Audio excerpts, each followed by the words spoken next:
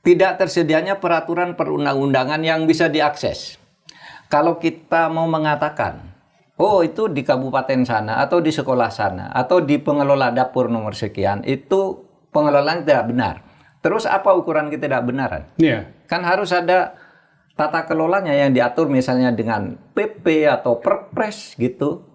Itu kan harus begitu. Atau, sejauh ini tidak ada semua itu, iya. Atau peraturan ketua Badan Gizi Nasional, BGN misalnya, atau apa gitu harus jelas sehingga ada ukuran-ukuran parameter yang memberi kepastian. Cucu saya juga keracunan. Oh iya Pak? Iya, MBG di Jogja. Di Jogja. Gimana Pak ceritanya? Di Jogja. Cucu ponaan ya. Saya punya ponaan, ponaan satu punya anak namanya Iksan. Makan siang gratis, masakan bergizi gratis, lalu satu kelas itu 8 orang langsung muntah-muntah. Pada akhir Agustus kemarin, mereka yang ditersangkakan karena dituduh melakukan provokasi dalam demo dan kemudian berujung kerusuhan itu.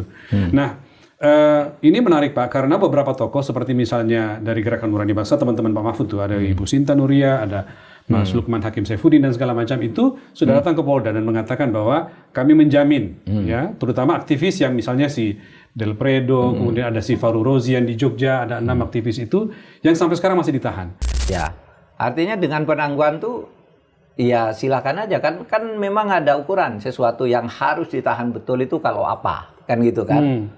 Jadi di awal reformasi itu kan kemudian orang baca buku bebas, gitu ya, apapun lah zaman reformasi itu. Nah tetapi sekali Kejaksaan Agung tuh masih sering menyita buku sehingga Undang-Undang Kejaksaan pada waktu itu Undang-Undang Nomor 16 tahun 2004 diuji oleh masyarakat ke Mahkamah Konstitusi, terutama terkait dengan pasal 23 ayat 3 yang menyatakan kejaksaan itu boleh menyita barang-barang cetakan itu pada waktu itu. Program makan bergizi gratis. Ini program yang sangat mulia oleh Presiden, tetapi pada saat yang sama juga orang melihat dirundung banyak sekali masalah. Sampai ke persoalan keracunan, Pak. Keracunan. Data dari Jaringan Pemantau Pendidikan Indonesia, JPPI, menyebutkan sampai dengan akhir bulan September ini sudah 8.000 lebih siswa. 8.639 kalau nggak salah. Siswa yang keracunan. Tentu ini beda-beda datanya ya, tetapi yang kita pakai sementara data ini. Dan lalu ini di sejumlah daerah bahkan sudah masuk dibuat kategori kejadian luar biasa Pak, KLB. Pak Mahfud mengomentari program ini bagaimana? Cucu saya juga keracunan. Oh iya Pak? Iya, MBG di Jogja. Di Jogja. Gimana Pak ceritanya? Di Jogja. Cucu ponaan ya. Saya punya ponaan, ponaan satu punya anak namanya Iksan. Makan siang gratis, masakan bergizi gratis, lalu satu kelas itu 8 orang langsung muntah-muntah. Nah yang 6 dan kakaknya gitu, kakak yang masih dirawat di rumah sakit itu habis muntah-muntah sehari disuruh pulang, bisa dirawat di rumah. Tapi yang ini sampai 4 hari di rumah sakit. Jadi ada 2 cucunya, satu habis muntah. Iya, bersaudara, beda kelas. Beda kelas? Yang satu di sekolah kelas yang sama Pak? Di sekolah yang sama. Oke, satu masih bisa pulang meskipun muntah-muntah, satunya lagi masih dirawat di rumah sakit. Sampai sekarang Pak? Sampai kemarin saya masih di Jogja. Sekarang mungkin hari ini udah mudah-mudahan sudah keluar ya. Dan memang itu menjadi isu nasional juga ya, meskipun betul itu hanya 0,00017%. Kata Presiden. Iya kata Presiden, dan kecil sekali kan memang. Dari segi total. Dibandingkan dengan total yang katanya sudah dicapai sekarang 30 juta makanan yang sudah keluar. Tapi kan juga jutaan pesawat terbang di dunia ini lalu lalang setiap hari, kecelakaan satu aja tidak sampai 0,100% orang sudah ribut karena itu menyangkut nyawa kan? Menyangkut kesehatan. Ini jadi bukan persoalan angka Pak ya? Jadi bukan persoalan angka, ini harus diteliti lagi apa masalahnya. Tapi begini Mas Rizal, program makan bergizi gratis ini adalah satu program yang paling bagus, mulia menurut saya, karena kita bayangkan banyak jutaan anak-anak kita tuh yang tidak bisa makan.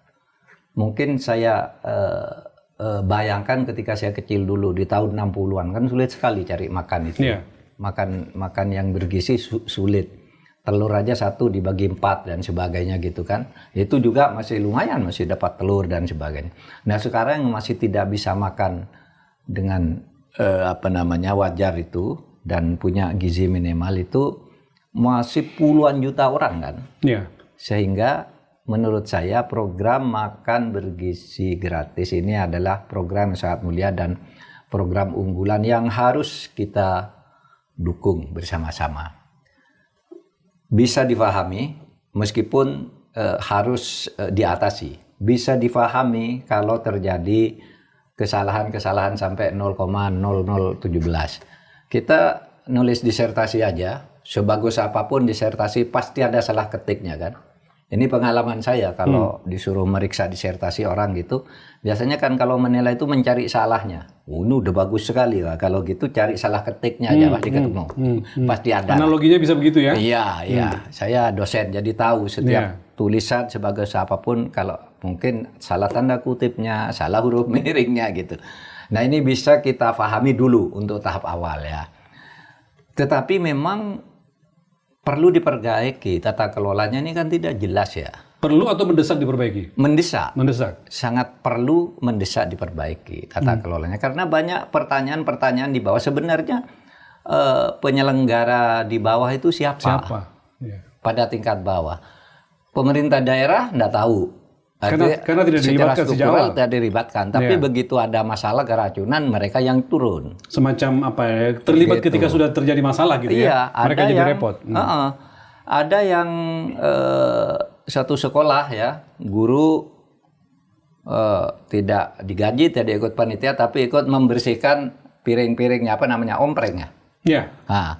Itu. Lalu ada yang hilang, dia suruh ganti, padahal dia bukan panitia, iya kan? Banyak sekali keluhan Pak. Jadi selain soal keluhan di lapangan juga soal makanan beracun, lalu muncul di timeline Pak Mahfud beberapa pertanyaan. Misalnya, di mana tanggung jawab pemerintah? Ya makanya. Mari kita Kita lihat tata kelolanya dulu. Tata kelolanya itu memang pertama kalau kita cari di website di pemerintah atau tanya ke ChatGPT atau ke Google gitu. Apa sih dasar hukum dari MBG ini? Perpres apa PP? Apa undang-undang? Apa-apa? Kalau ditarik secara umum ya sudah ada. Sejauh ini kita tidak temukan Pak? Tidak temukan. Satu keputusan rapat kan. Kalau rapat diumumkan akan begini. Yang kedua bisa ditemukan di APBN.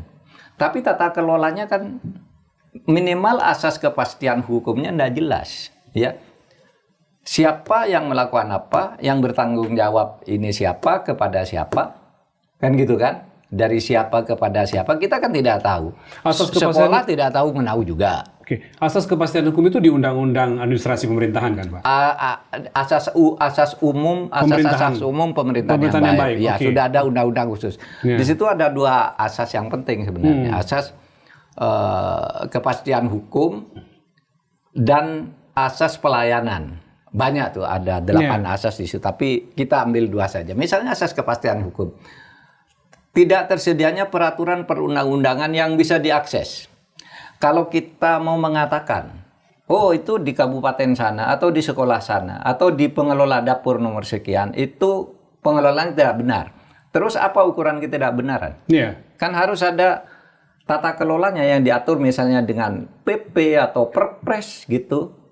Itu kan harus begitu. Sejauh ini tidak ada semua itu. Iya.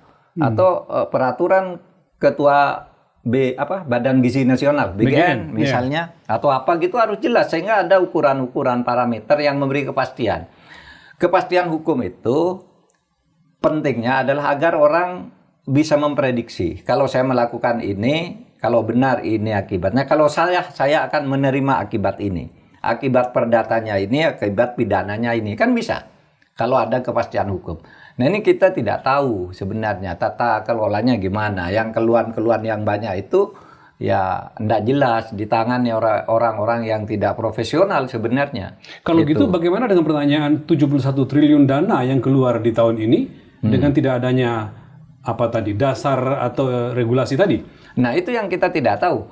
Bagaimana ya mempertanggungjawabkan itu secara administratif? Tentu kalau secara konstitusi nanti kan ujungnya ke KPK, ke BPK kan. Kalau ada secara internal pemerintah tuh ada BPKP kalau memang itu.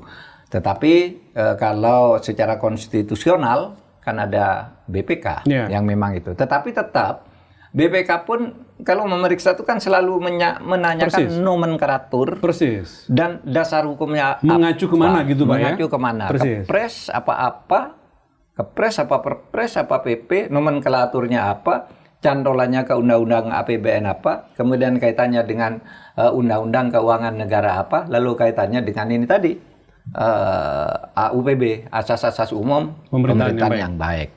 Nah itu, jadi dengan kepastian hukum itu akan menjamin di situ diatur tentang ketepatan waktu. Kalau waktunya tidak tepat apa sanksinya? Kan biasanya kalau dalam hubungan keperdataan kan Anda terlambat sekian denda sekian gitu. Kalau kami yang tidak memenuhi syarat saya yang didenda kan gitu. Kalau itu dikaitkan ke situ. Prosedur dan standarnya. Nah, itu yang penting. Tata kelola misalnya tanggung jawab institusi di lapangan itu siapa sih? Pemda di mana posisinya? Guru dengan kepala sekolah di mana? Guru tidak ikut terlibat, tapi ketika makan dia membantu anak-anak makan. Nah, pernah ada keluhan ini, omprengnya kurang dari seharusnya. Misalnya piring yang kami kirim ompreng itu kan kami sediakan 100. Kok ini tinggal 97? Yang mana 3? Sekolah tanggung jawab. Sekolah, gurunya yang suruh diganti. Misalnya kalau satu itu taruhlah 50.000 kan besar tuh kalau di desa gitu.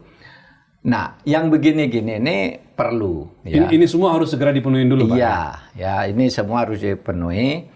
Program makan bergizi gratis itu bagus, harus diteruskan dan harus dikawal. Mungkin manfaatnya sudah sangat banyak, jauh lebih banyak daripada kejelekannya. Tetapi tetap, sekecil apapun kejelekan itu harus diselesaikan dengan tata kelola pemerintahan yang baik dengan asas kepastian hukum agar semuanya nyaman. Apa yang menyebabkan ini sampai seperti ini, Pak Mahfud? Apakah karena terburu-buru, harus segera dipersiapkan, harus segera dijalankan tanpa persiapan yang matang? Ya mungkin karena ini kan program unggulan presiden dan presiden berharap agar ini jangan main-main dengan ini. Karena seperti kemarin sore saja dikatakan presiden, ini saya akan menempuh apapun, akan tindak siapapun, karena saya ingin mengasih makan anak-anak gitu. Jangan dihalangi ini kan gitu. Itu kan bagus sekali, sangat mulia. Tapi Pak, saya potong sedikit. Kalau kita lihat selama ini kan program ini apa-apa kita larinya ke presiden, Pak. Karena memang program presiden gitu ya. Tapi lalu kemudian presiden dalam berbagai kesempatan lebih cenderung mengatakan bahwa ini sudah sekian puluh orang, sekian 30 juta orang ya, lebih pada jumlah yang sudah mendapatkan manfaat. Tidak concern kelihatan pada ini makin banyak orang yang jadi korban nih gitu. Gimana Pak Mahfud melihat itu tuh?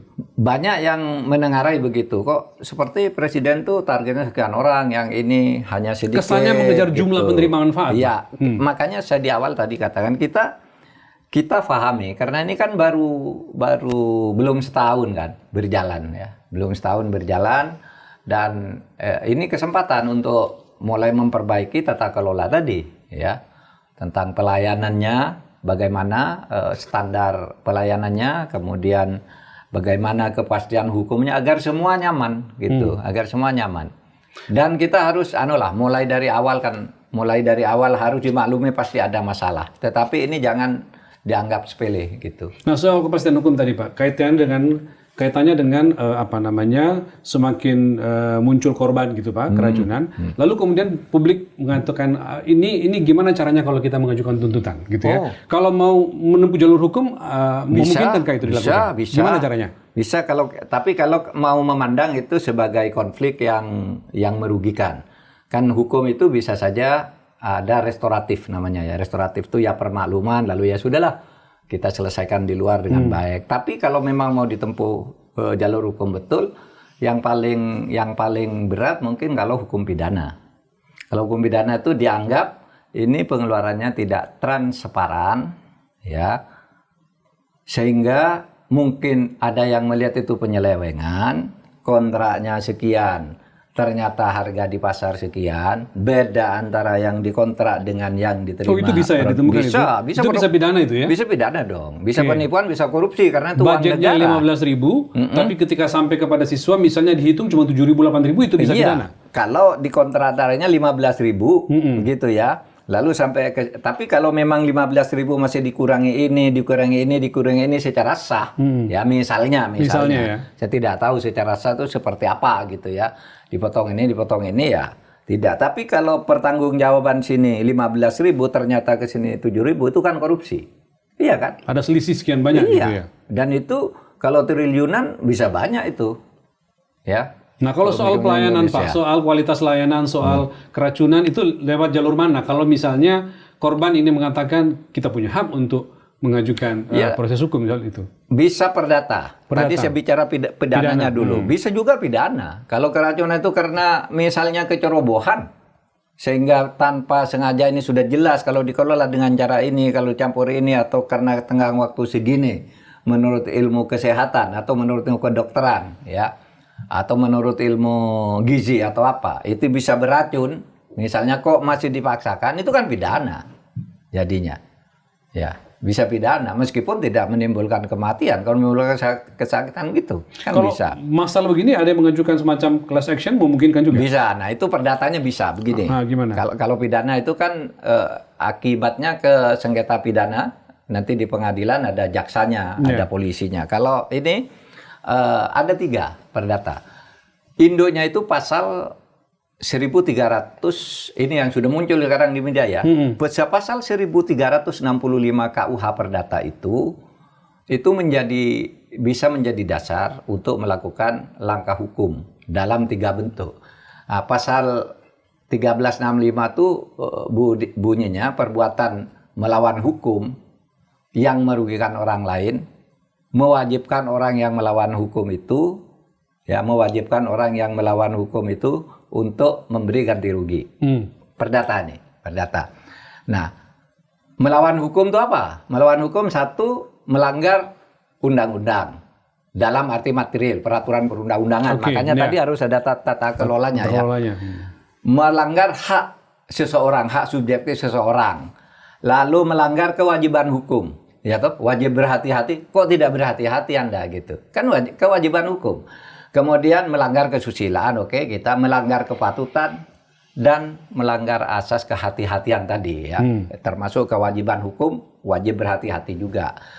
Nah, oleh sebab itu, ini kasus perdata bisa 3 langkah ditempuh. 1, orang yang menjadi korban bisa langsung menggugat penyelenggara. Kenapa? Anda telah melakukan perbuatan melawan hukum karena apa? Anda tidak hati-hati. Anda ceroboh. Gitu, kan bisa. Misalnya. Atau Anda tidak sesuai dengan yang dijanjikan atau apa, kan bisa itu. Bisa begitu ya. Perdata itu korban langsung. Lalu bisa namanya class action. Orang bersama-sama yang sama-sama menjadi korban, kelompok. Anda kelompok. Korban, mabuk, keracunan berkelompok. Persis.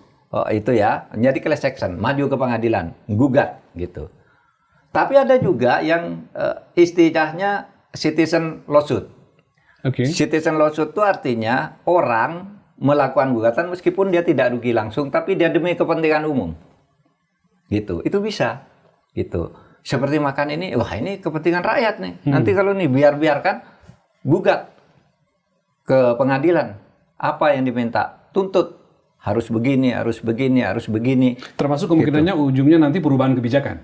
Iya pasti. Kalau citizen lawsuit itu pasti ujungnya minta perubahan kebijakan, harus tata kelola gini dengan standar-standar yang misalnya dihentikan sementara dulu, penuhi dulu prinsip-prinsip tata kelolanya, setelah itu baru diteruskan. Bisa begitu? Bisa begitu. Tergantung hakimnya nanti. Hakimnya akan mempertimbangkan apa ini diperbaiki sambil jalan dengan sebuah ketegasan dari pemerintah atau dihentikan dulu sampai pasti. Itu tergantung apa yang diminta ke pengadilan, kemudian bagaimana pertimbangan hakim nanti gitu. Ya tapi yang kita utamakan nih diperbaikilah dulu, tidak usah nunggu menggugat. Meskipun ya Sekarang saya sudah banyak baca di media bahwa ada yang menggugat ya, itu tidak dilarang oleh hukum. Dan itu mungkin bentuk kepedulian terhadap sesama anak bangsa gitu. Tapi pesan Pak Mahfud segera dilakukan perbaikan gitu Iya, ya, segera mendesak dilakukan perbaikan, tata kelolanya dibereskan Iya, gitu karena ya. kita ibarat gini loh, ibarat semeja yang lebar ini, program ini, lalu ada noda di sini sedikit gitu, itu segera diperbaiki aja gitu. Jangan sampai melebar, karena kalau ini dibiarkan nanti melebar-melebar terus nih.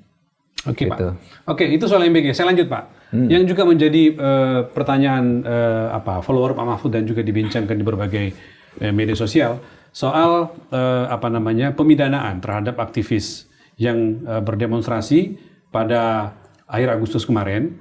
Mereka yang ditersangkakan karena dituduh melakukan provokasi dalam demo dan kemudian berujung kerusuhan itu.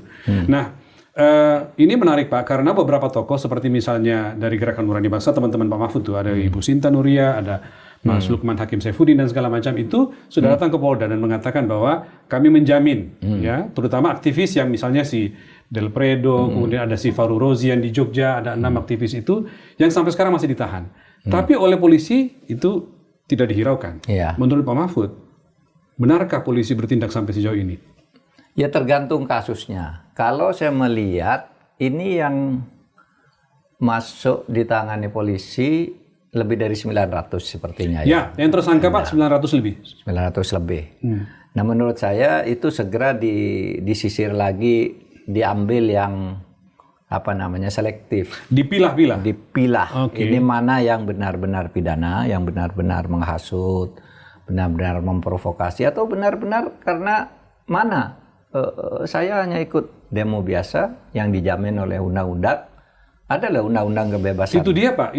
Kan artinya kan yang perusuh ya perusuh gitu ya. Iya. Tapi yang mengajak orang demo kan nggak itu melanggar undang-undang nggak kalau mengundang orang demonstrasi? Enggak. Kan? Justru karena apa? Karena bentuk dari demo yang diizinkan oleh undang-undang itu ada rapat, ada pertemuan umum, ada unjuk rasa. Jenis-jenis demonya ya? Iya. Rapat umum, unjuk rasa, demonstrasi, dan ini boleh di tempat-tempat umum gitu. Itu prinsipnya. Memang harus ada pemberitahuan gitu sebelumnya ya. Lah itu kan yang kita dengar bahwa demo itu sudah diberitahu. Cuma soal jumlah itu kan manggil orang ke situ. Yang tidak boleh itu kalau membuat kerusakan dan melakukan provokasi. Itu sudah diatur di dalam Undang-Undang Nomor 9 tahun 98. Jadi kebebasan untuk menyatakan pendapat di depan umum. Nah, kalau dulu di depan umum, di zaman dulu tuh kan orang berkumpul lalu berpidato di depan orang banyak. Sekarang di depan umum tuh berdasar putusan MK, umum itu bisa dianggap juga melalui ITE gitu. Melalui dan media itu sosial. Boleh saja, iya. Iya, melalui media sosial bisa. Tidak harus fisik di depan publik gitu ya? Iya, bisa. Kalau itu ketika lewat media sosial dia melakukan provokasi, menghasut untuk merusak, maka itu bisa ditindak. Kalau tidak, ya enggak apa-apa, orang ngajak ketemu kan. Nah, salah satu kita contohnya demo Pak, di situ, si aktivis Lokataru ini, direktur Lokataru Del Predo Marhain, itu menurut pengakuan dia hanya justru mengadvokasi korban demonstrasi, tapi lalu dituduh sebagai melakukan penghasutan. Gimana tuh Pak? Kalau mengadvokasi betul, kita kan tidak tahu ya isinya itu ya, isi medsosnya seperti apa yang ditangkap oleh polisi, kita lihat saja nanti. Kalau memang hanya mengadvokasi, memberitahu bahwa di sana terjadi sesuatu, Anda hati-hati, jangan ikut ke situ dan sebagainya gitu ya. Lalu dianggap menyebarkan berita, menurut saya tidak bisa ditahan gitu. Kecuali memang memprovokasi itu rumah itu sedang mau dibakar, kamu ikut ke situ yuk, kita ikut semua datang ke situ. Nah itu sudah tidak boleh gitu. Kalau cuma memberitahu ada peristiwa ini, kita akan mengajukan ini ke situ. Hati-hati kamu jangan ke situ, sedang terjadi itu. Itu kan sebenarnya bisa dirasakan ya setiap kalimat dari medsos itu. Tapi mari kita lihat perkembangannya, karena menurut saya memang negara itu tidak boleh terjadi anarkis, ya kan? Kita kan ingin juga negara ini aman. Kalau ada orang memprovokasi dan menghasut betul untuk membuat kerusuhan, ya biar ditangani oleh polisi secara proporsional sesuai hukum. Tapi kalau cuma orang artinya pada saat yang sama kan kemerdekaan berekspresi berpendapat juga harus dilindungi kan Pak? Nah, Pak Mahfud melihat berarti apa pertimbangan polisi yang menahan sekian lama orang-orang ini gitu ya, kalau katakanlah dia tidak terbukti sebenarnya melakukan penghasutan, 1 bulan lebih 2 hari loh Pak sekarang ini, Ya. ya kan berlangsung pada tanggal 28 waktu itu, Sudah dan sebulan, ini tanggal 30 September, 1 bulan lebih 2 hari, apa namanya itu terjadi. Padahal Pak Mahfud selalu mengatakan polisi itu cepat kok, canggih banget alatnya tuh. Gimana nih? Apa bisa jawaban kita terhadap langkah polisi ini? Mungkin karena terlalu banyak, terlalu banyak. Karena begini, kita mungkin ya selalu berpikir jangan terlalu gitu dong polisi. Tapi juga dari pihak lain, hati-hati, orang begitu tuh itu berbahaya kalau dilepas. Mungkin ada pertimbangan begitu. Oleh sebab itu menurut saya harus cepat dan selektif. Kan orang sebenarnya bisa merasakan mana ini orang yang memang mau ngaco, mau tidak. Itu kan bisa dilihat dari perannya. Kalau itu medsos bisa dilihat dari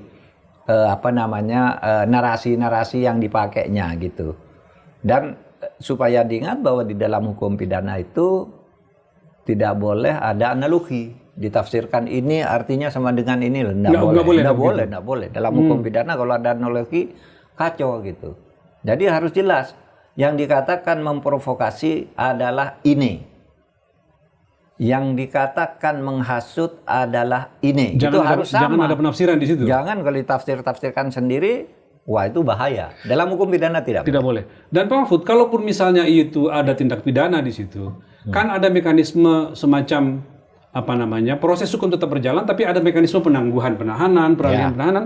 Kan ada mekanisme itu. Kenapa itu nggak jadi dipertimbangkan? Ada mekanisme itu. Ya. Saya nggak tahu kenapa polisi malah mau menahan orang di satu tempat kok tidak ditangguhkan saja gitu ya. Pak. Kan proses hukum tetap jalan kan? Saya dengar ada yang mau memberi jaminan. Persis, Bu Sinta Nuria memberikan jaminan Pak untuk beberapa orang itu. Ya, artinya dengan penangguhan tuh ya silakan aja kan memang ada ukuran sesuatu yang harus ditahan betul itu kalau apa kan gitu kan. Kalau ini kan ya paling ancamannya penghasutan gitu, yang menyebabkan sesuatu yang kalau penghasutan betul terbukti gitu kan harus dilihat dari latar belakangnya. Itu yang memang harus ditahan. Kalau itu ancamannya lebih dari 5 tahun, ancaman hukuman lebih dari 5 tahun. Tapi gitu kalau yang sekedar mengajak demonstrasi kemudian itu, menggunakan haknya bersuara kan? Iya, dianggap perbuatan tidak menyenangkan atau apa yang kecil-kecil gitu kan harus dilepas kalau tidak ini. Tapi kita lihatlah, memang mungkin ada dilemanya. Saya tidak tahu apakah seumpama kita yang jadi polisi harus melepas itu atau harus menahan, kan kita harus ngelihat ininya. Tapi harus ada kearifan menurut saya. Harus ada kearifan? Harus ada kearifan, gitu. Nah, kaitannya dengan kearifan itu Pak, jadi juga muncul pertanyaan karena beberapa barang yang disita oleh polisi kaitannya dengan aktivitas para aktivis itu, seperti buku misalnya Pak, ini saya pegang bukunya salah satu. Buku ini, buku sahabatnya, pengarangnya ini, Frans Magnisuseno, sahabatnya Pak Mahfud, ini juga dijadikan sebagai bahan sitaan oleh polisi. Pak Mahfud bagaimana? Apakah buku ini berbahaya sehingga harus ditahan oleh polisi? Ya gini, pemikiran ntar dulu, Karl Marx. Saya kembali ke ini dulu. Larangan tentang Marxisme. Oke, gimana? Larangan tentang Marxisme itu diatur di dalam TAP MPRS nomor 25 tahun 66. Tahun 66. TAP MPRS ya? Iya. Itu dilarang mengembangkan ajaran Marxisme, Leninisme dan komunisme. Nah,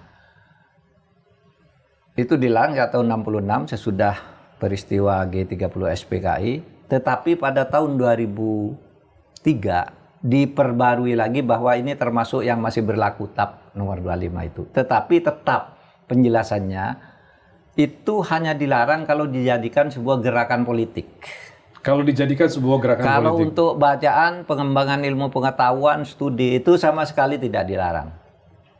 Karena kalau ingin mengembangkan pengetahuan, mendalami berbagai isme di dunia lalu dilarang, itu menyebabkan kita sebagai bangsa bodoh. Orang tuh menjadi pinter kan kalau banyak baca. Persis. Masa ini dilarang? Nah, oleh sebab itu, kalau bukan untuk gerakan politik, misalnya mau mendirikan lagi PKI yang berdasar komunisme, itu baru dilarang. Kalau coba orang baca komunisme kan sama baca dengan Islamisme. Makanya. Baca sosialisme, baca kapitalisme, itu kan netral saja. Tinggal mau dipakai apa enggak. Nah, kalau mau dipakai lalu dijadikan sebuah gerakan karena ini sudah merupakan organisasi terlarang misalnya, baru tidak boleh. Kalau baca ya boleh aja. Dan banyak dulu bukunya Pramudia juga ya. Iya. Iya Pak, jadi salah dua itu ya kita miliki Pak. Ini salah satu props kita nih di studio. Iya. Satu lagi Pramudia Anantatur itu anak semua bangsa. Ini saya tunjukin ke Pak Mahfud. Kita punya bukunya Pak. Ini ada di sini. Ini Pak, ini selain sebagai props. Ini loh Pak. Ya. Ini anak semua bangsa nih. Oh iya, anak semua bangsa. Ini juga disita oleh polisi kemarin. Bacaan boleh. Teman-teman kita di sini. Ini udah banyak loh dibaca orang, dijual bebas di mana-mana. Makanya Pak. Saya ingin mengingatkan, ada larangan hukum bagi pejabat itu untuk merampas dan menyita buku apapun. Oh, ada aturannya? Tanpa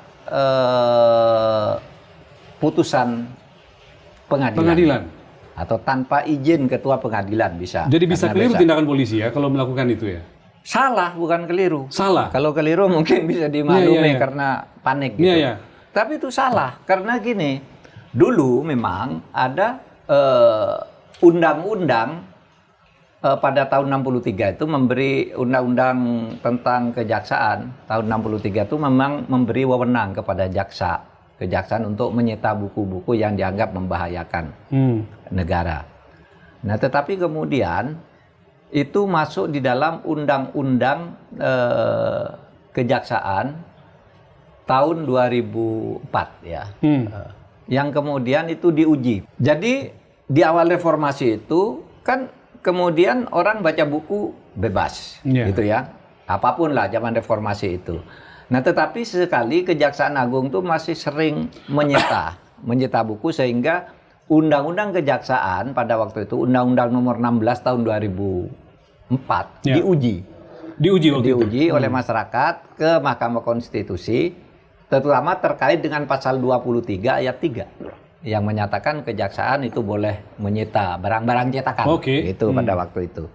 Nah, oleh MK kemudian ini zaman Pak Jimli tahun 2007 dengan putusan nomor 20 tahun 2007 itu dinyatakan pasal itu inkonstitusional dan kejaksaan atau siapapun tidak boleh merampas atau menyita buku tanpa putusan pengadilan atau tanpa izin ketua pengadilan. Jadi kalau memang mendadak sekali kan minta dulu izin dong ke pengadilan. Saya mau menyita buku ini. Gitu. Ini bahaya.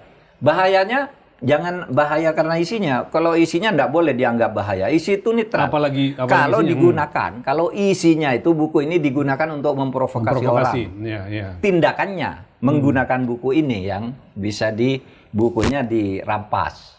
Kalau tidak ada kaitannya kayak gini kan tidak ada kaitannya aja dengan gerakan kemarin. Orang punya buku ini kebetulan dia ikut demo lalu dianggap melanggar hukum, tidak boleh kan? Kalau gitu apa pandangan Pak Mahfud dengan polisi kemarin yang menyita buku? Tidak boleh, salah. Maka saya katakan tadi salah dong, nyita-nyita buku begitu. Melanggar undang-undang dan melanggar putusan MK. Nah, di zaman saya, Pak Rizal, ada lagi. Karena masih banyak terjadi perampasan buku, gambar-gambar dan sebagainya. Lalu kemudian di zaman saya itu ada lagi keputusan Jaksa Agung nomor 142 tahun 2009 yaitu mengizinkan perampasan ini. Perampasan buku ini asalnya Undang-Undang nomor 4 PNPS tahun 63. Itu. Masih dipakai lagi untuk nyita itu di surat penyitaan itu padahal sudah dibatalkan kan oleh MK kasusnya. Lalu Undang-Undang nomor 5 tahun 69. Undang-Undang 59 itu adalah semua penpres yang dibuat di zaman Bung Karno itu dinyatakan berlaku kembali kecuali ini. Ini kan dinyatakan berlaku sehingga dipakai. Tapi ingat, zaman reformasi sudah tidak boleh. Sudah tidak boleh. Maka MK sudah menyatakan tidak boleh. Sehingga di zaman saya muncul lagi 3 gugatan terhadap keputusan Jaksa Agung nomor 142. Oh, begitu ya? Iya. Jaksa itu mengeluarkan keputusan 142 tahun 2009 diuji lagi ke tempat saya yang nguji tiga pihak sehingga nomor pengujiannya ada nomor 6, nomor 13, nomor 20 dan diputus dalam satu putusan di tahun 2010. Zaman Pak Mahfud menjadi ketua Mahkamah Konstitusi. Saya ngetok gitu. Saya Masih ingat ini perdebatannya ramai dengan jaksa, tapi kemudian diputus tetap kejaksaan atau polisi atau siapapun tidak boleh merampas buku seseorang atau barang cetakan seseorang, ya kecuali jelas-jelas sedang menjadi alat bukti tindak pidana gitu ya, sebagai alat buktinya ya, bukan isinya ya. Bukan isinya. Iya kan? Misalnya orang mukul orang dengan buku sampai pecah gitu. Nah ini bukunya itu alat bukti kan, gitu. Nah kalau isinya tidak boleh dirampas hanya karena isinya, tapi penggunaannya, gitu. Nah tidak boleh, sehingga apapun isinya buku itu tidak boleh dirampas. Itu hak paling dasar seseorang untuk tahu, untuk mengembangkan ilmu, untuk memperoleh informasi dan sebagainya. Itu sudah dilindungi oleh Undang-Undang SAR, bukan hanya di satu pasal. Jadi dilarang tanpa izin pengadilan. Langsung merampas untuk menyita buku, untuk merampas buku. Jadi salah perampasan buku. Itu harus segera dikembalikan kalau masih ada. Saya dengar Pak, ini kan kita rekaman pagi. Katanya tanggal 30 September ini Polda Jawa Timur akan mengembalikan buku itu. Mudah-mudahan itu betul dikembalikan karena kita rekaman pagi. Iya, harus dong. Kalau tidak dia melanggar hukum. Nah, bahkan dulu ketika saya memutus perkara nomor 6 itu, pengajunya namanya Darmawan ya, mantan pegawai kereta api, menulis buku judulnya tuh 6 Jalan Menuju Tuhan. Ini yang disita oleh kejaksaan berdasar keputusan jaksa bukunya agung. Darmawan itu? Iya. 5 buku termasuk ini 1. Tahu enggak isi buku ini? Isinya minta maaf, penghinaan terhadap semua agama. Tapi saya nyatakan kejaksaan salah kalau merampas ini. Wah, orangnya kan di berbagai diskusi. Meskipun isinya penghinaan? Iya, nggak boleh. Nanti penghinaannya diadili sendiri, bukan dirampas bukunya. Oke, terpisah orangnya, ya? Iya. Baru nanti kalau pengadilan nyatakan buku ini dilarang, baru bisa diambil.